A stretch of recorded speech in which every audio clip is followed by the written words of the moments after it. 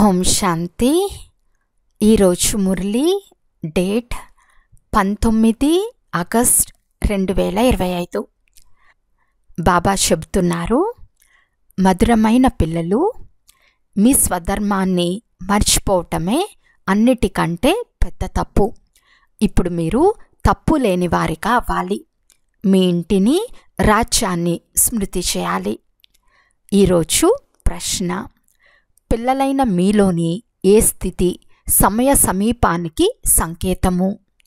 జవాబు: పిల్లలైన మీరు ఎప్పుడూ స్మృతి యాత్రలో సదా ఆనందంగా ఉంటారో, బుద్ధి అటూ ఇటూ తిరగటం సమాప్తమవుతుందో, వానిలో స్మృతి శక్తి అంటే పదును వచ్చేస్తుందో, అపారమైన ఖుషీలో ఉంటారో, క్షణక్షణం మీ సత్యుగ ప్రపంచ దృశ్యాలు ఎదురుగా వస్తూ ఉంటాయో, అప్పుడు సమయం సమీపంగా ఉందని అర్థం చేసుకోండి. వినాశనం అయ్యేందుకు సమయం పట్టదు. దీని కొరకు స్మృతి చాట్ను పెంచుకోవాలి. పాట: మిమ్మల్ని పొంది మేము విశ్వాన్నే పొందాము. ఓం శాంతి. ఆత్మీక పిల్లలు ఈ పాటకు అర్థాన్ని తెలుసుకొని ఉంటారు. ఇప్పుడు అనంతమైన తండ్రినైతే పొందుకున్నారు. అనంతమైన తండ్రి నుండి స్వర్గ వారసత్వం లభిస్తుంది. ఈ వారసత్వాన్ని ఎవ్వరూ లాక్కోలేరు. రావణ రాజ్యం ప్రారంభమైనప్పుడు వారసత్వ నశ అదృశ్యమైపోతుంది. ఇది కూడా డ్రామాలో రచింపబడి ఉంది. పిల్లలకు ఈ చక్రం ఎలా తిరుగుతుందో సృష్టి డ్రామా గురించిన జ్ఞానం కూడా ఉంది.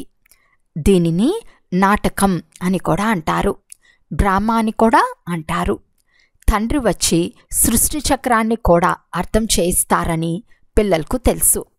ఎవరైతే బ్రాహ్మణ కులానికి చెందిన వారిగా ఉంటారో వారికే అర్థం చేయిస్తారు.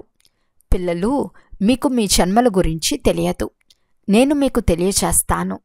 84 లక్షల జన్మలు తీసుకున్న తర్వాత ఒక మనుష్య జన్మ లభిస్తుందని ఇంతకుముందు మీరు వినేవారు. అలా జరగదు. ఇప్పుడు ఆత్మలైన మీరందరూ నెంబర్ వారుగా వస్తూ ఉంటారు. మొట్టమొదట మనము ఆది సనాతన దేవీ దేవతా ధర్మం వారిగా పూజ్యులుగా ఉండేవారమని, తర్వాత మనమే పూజారులుగా అయ్యామని కూడా మీ బుద్ధిలో ఉంది. మీరే పూజ్యులు, మీరే పూజారులు అని మహిమ కూడా ఉంది. మనుషులు ఈ మహిమ భగవంతుని కొరకు అని భావిస్తారు. ఈ రూపాలన్నీ మీవే. అనేక అభిప్రాయాలున్నాయి కదా. ఇప్పుడు మీరు శ్రీమతంను అనుసరిస్తున్నారు. విద్యార్థులమైన మాకు ఇప్పుడు మీరు శ్రీమతంను అనుసరిస్తున్నారు. విద్యార్థులమైన మాకు ఇంతకుముందు ఏమీ తెలియదని, తర్వాత చదివి ఉన్నతమైన పరీక్షల్లో ఉత్తీర్ణం అవుతూ ఉంటామని మీకు తెలుసు. ఆ విద్యార్థులకు కూడా మొదట ఏమీ తెలియదు. తర్వాత పరీక్ష పాస్ అవుతూ ఇప్పుడు మేము బ్యారిస్టరీ పాస్ అయ్యామని అనుకుంటారు.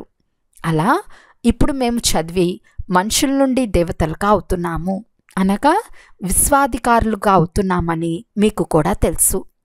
అక్కడ ఒకే ధర్మం, ఒకే రాజ్యం ఉంటుంది. మీ రాజ్యాన్ని ఎవ్వరూ లాక్కోలేరు. అక్కడ మీకు పవిత్రత, శాంతి, సుఖం, సంపదలు అన్నీ ఉంటాయి. పాటలో కూడా విన్నారు కదా. ఇప్పుడు ఈ పాటను మీరు తయారు చేయలేదు. అనాయాసంగా డ్రామానుసారంగా ఈ సమయం కొరకు ఇది తయారైంది.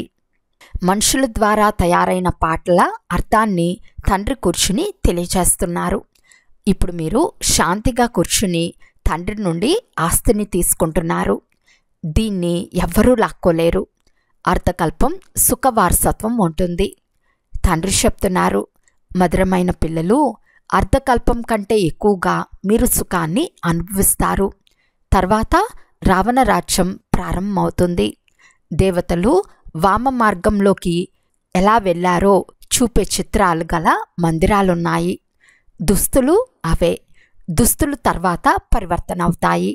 ప్రతి రాజుకు తమ తమ దుస్తులు, కిరీటాలు మొదలైనవన్నీ వేరువేరుగా ఉంటాయి. మనము శివబాబా నుండి బ్రహ్మ ద్వారా వారసత్వం తీసుకుంటున్నామని పిల్లలైన మీకు తెలుసు. పిల్లలు పిల్లలు అని తండ్రి పిలుస్తారు. పిల్లలు, మీకు మీ జన్మల గురించి తెలియదు. వినేది ఆత్మనే కదా.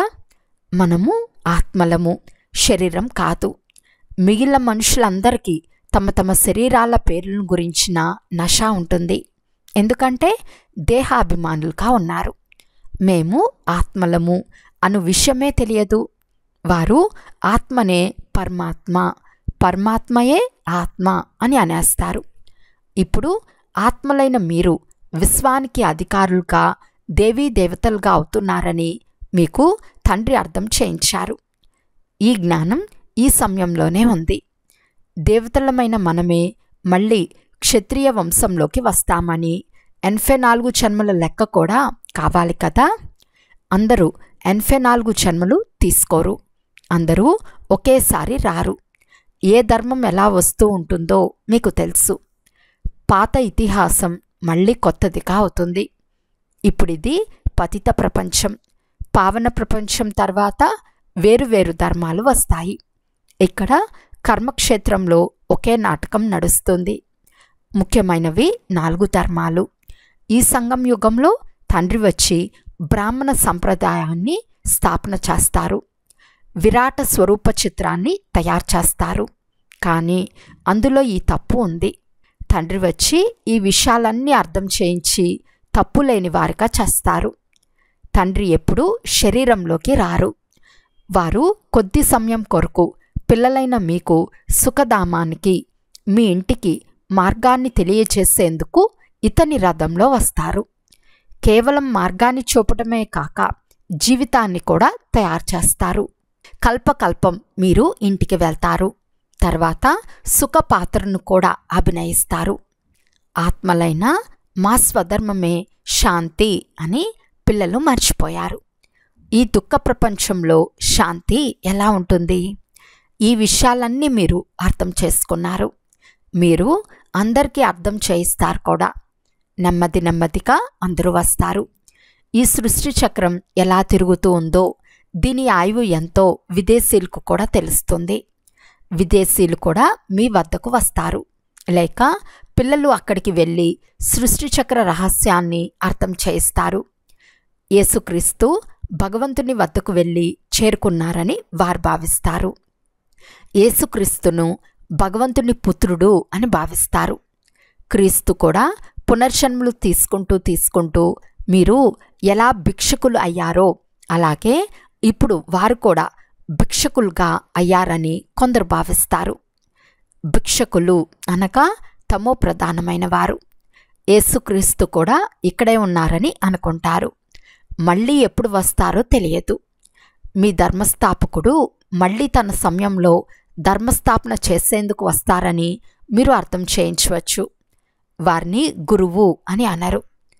వారు ధర్మస్థాపన చేసేందుకు వస్తారు. సద్గతి దాత కేవలం ఒక్కరు మాత్రమే. ధర్మస్థాపన చేసేందుకు వచ్చేవారంతా పునర్జన్మలు తీసుకుంటూ ఇప్పుడు తమో ప్రధానంగా అయ్యారు. చివరిలో పూర్తి వృక్షం శిథిలావస్థను పొందింది. ఇప్పుడు మొత్తం వృక్షమంతా నిలిచి ఉందని, దేవీ దేవతా ధర్మం అను పునాది లేదని ఇప్పుడు మీకు తెలుసు. ఈ విషయాలను తండ్రే మీకు అర్థం చేయిస్తున్నారు. పిల్లలైన మీకు చాలా సంతోషం ఉండాలి. మేము దేవీ దేవతలుగా ఉండేవారమని ఇప్పుడు మళ్ళీ అవుతున్నామని మీకు తెలుసు. సత్యనారాయణ కథను వినేందుకు, దాని ద్వారా నరు నుండి నారాయణునిగా అయ్యేందుకు మీరు ఇక్కడికి వచ్చారు. నారాయణుడు ఉన్నప్పుడు తప్పకుండా లక్ష్మి కూడా ఉంటుంది. లక్ష్మీనారాయణులు ఉన్నట్లయితే తప్పకుండా వారి రాజ్యం కూడా ఉంటుంది. కేవలం లక్ష్మీనారాయణులు మాత్రమే తయారవ్వరు. లక్ష్మిగా అయ్యే కథ వేరుగా లేదు. నారాయణునితో పాటు లక్ష్మి కూడా తయారవుతుంది. లక్ష్మి కూడా ఎప్పుడైనా నారాయణునిగా అవుతుంది. నారాయణుడు కూడా ఎప్పుడైనా లక్ష్మిగా అవుతాడు. కొన్ని పాటలు చాలా బాగుంటాయి. మాయ కారణంగా ఊపిరాడకపోతే మంచి పాటలను వినటం ద్వారా సంతోషం వస్తుంది. ఈత నేర్చుకునేటప్పుడు మొదట ఊపిరాడదు, వెంటనే వారిని పట్టుకుంటారు. ఇక్కడ కూడా మాయవి సందేహాలు చాలా వస్తూ ఉంటాయి. ఈదేవారు కూడా చాలామంది ఉంటారు. వారి రేస్ కూడా ఉంటుంది. అలాగే ఆ తీరానికి చేరే మీ రేస్ కూడా ఉంటుంది. నన్నొక్కరిని మాత్రమే స్మృతి చేయాలి. స్మృతి చేయకుంటే మునకలు వేసి మునిగిపోతారు. స్మృతి యాత్రతోనే నావ తీరానికి చేరుతుందని, మీరు ఆ తీరానికి వెళ్ళిపోతారని తండ్రి చెప్తారు. కొందరు ఈతగాళ్ళు చాలా చురుకుగా ఉంటారు, కొందరు అంత చురుకుగా ఉండరు. ఇక్కడ కూడా అలాగే ఉంటారు. బాబా వద్దకు చాట్ పంపుతారు. స్మృతి చాట్ను మీరు సరిగ్గా అర్థం చేసుకున్నారా లేక తప్పుగా అర్థం చేసుకున్నారా అని బాబా చెక్ చేస్తారు.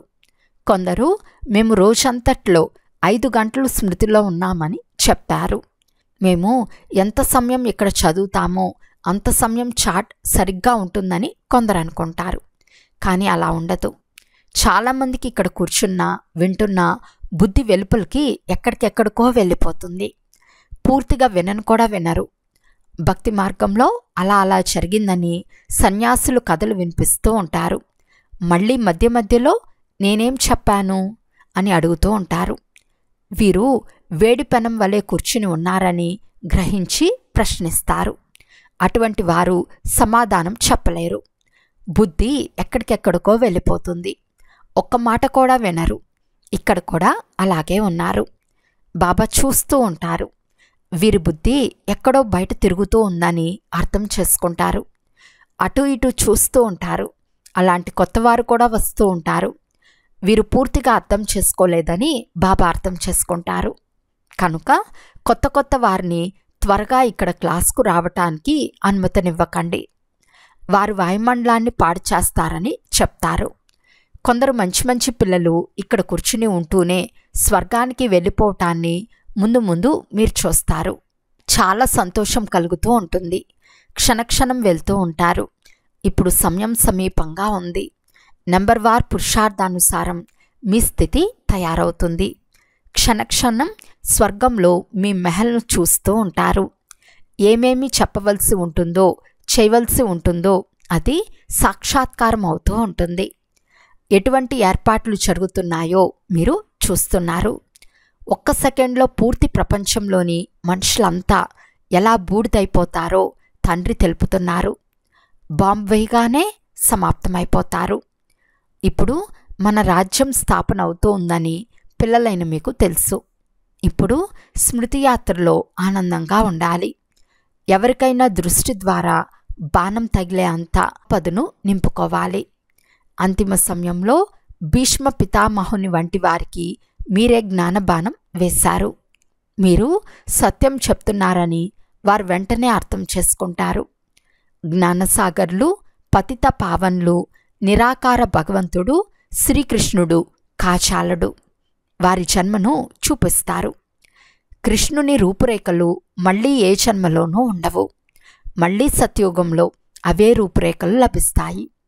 ప్రతి జన్మలో ప్రతి ఒక్కరి రూపురేఖలు వేరువేరుగా ఉంటాయి.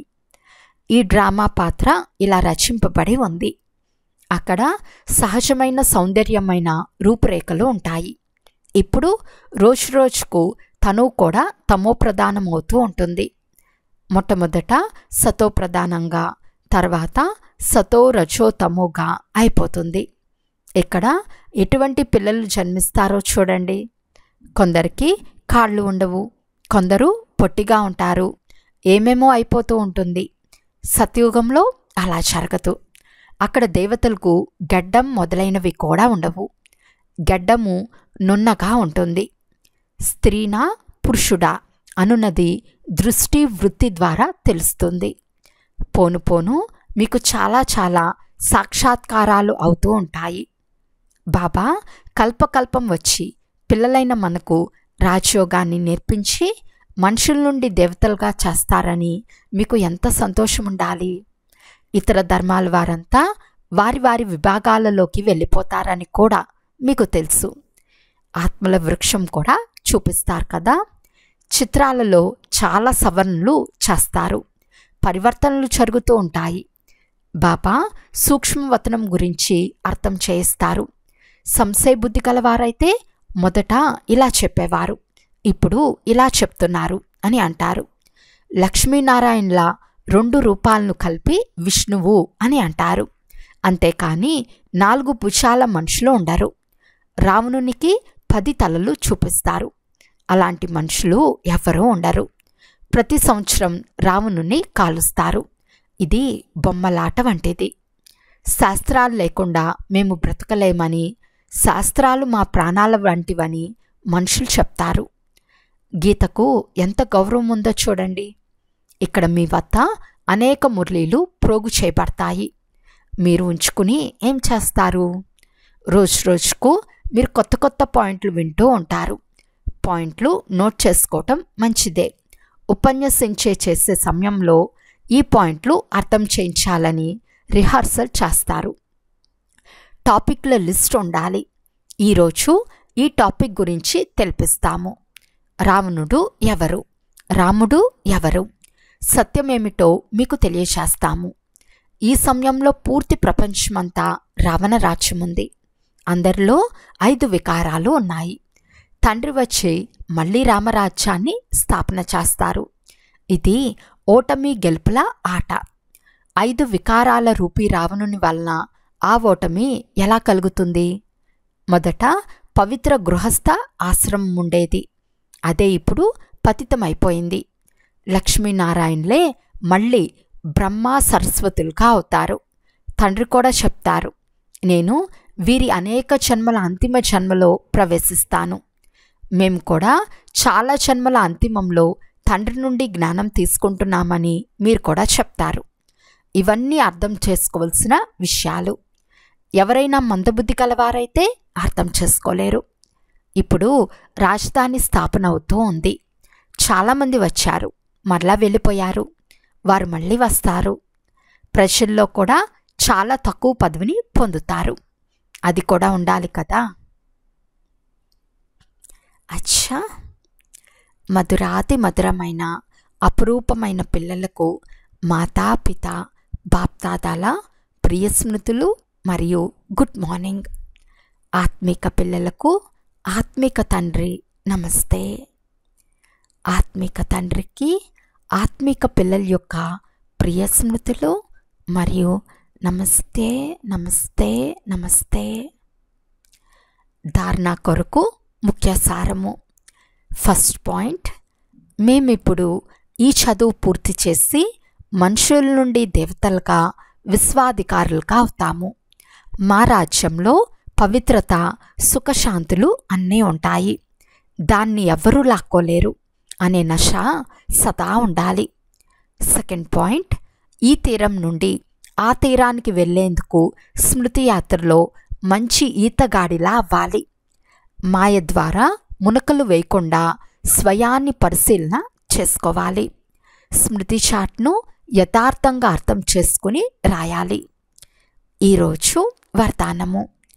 పురుషార్థం మరియు ప్రాలబ్ధం యొక్క లెక్కాచారం తెలుసుకొని తీవ్ర వేగంతో ముందుకు వెళ్ళే నాలెడ్జ్ఫుల్ భవ. పురుషార్థం ద్వారా చాలా కాలపు ప్రాలబ్ధం తయారు చేసుకునేందుకు సమయం ఇదే. అందువలన నాలెడ్జ్ఫుల్గా అయి తీవ్ర వేగంతో ముందుకు వెళ్ళండి. ఇందులో ఈరోజు కాకుంటే రేపు మర్చిపోతాము అని అనుకోకండి. దీనిని సోమరితనము లేక నిర్లక్ష్యము అని అంటారు. ఇంతవరకు బాప్దాదా స్నేహసాగరులుగా అయి సర్వ సంబంధాల స్నేహంలో పిల్లల సోమరితనంను, సాధారణ పురుషార్థాన్ని చూస్తూ వింటూ కూడా అదనపు సహాయంతో అదనపు మార్కుల్నిచ్చి ముందుకు నడిపిస్తున్నారు. కనుక నాలెడ్జ్ఫుల్గా అయి ధైర్యము మరియు సహయోగం యొక్క విశేష వరదానం నుండి లాభం తీసుకోండి. స్లోగన్. ప్రకృతికి దాసులుగా అయ్యేవారే ఉదాసీనంగా అవుతారు. అందువలన ప్రకృతి చేతులుగా అవ్వండి. అవ్యక్త సూచన. సహజ యోగులుగా అవ్వాలి అంటే పరమాత్మ ప్రేమ యొక్క అనుభూలుగా అవ్వండి. ఎలాగైతే ఎవరైనా ఏదైనా సాగరంలో ఇమిడిపోతే ఆ సమయంలో వారికి సాగరం తప్ప వేరే ఏది కనిపించదు.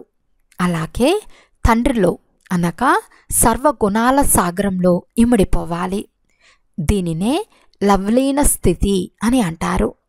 కనుక తండ్రిలో ఇమిడిపోకండి, కానీ తండ్రి స్మృతిలో, స్నేహంలో ఇమిడిపోవాలి. అచ్చా. ఓం శాంతి.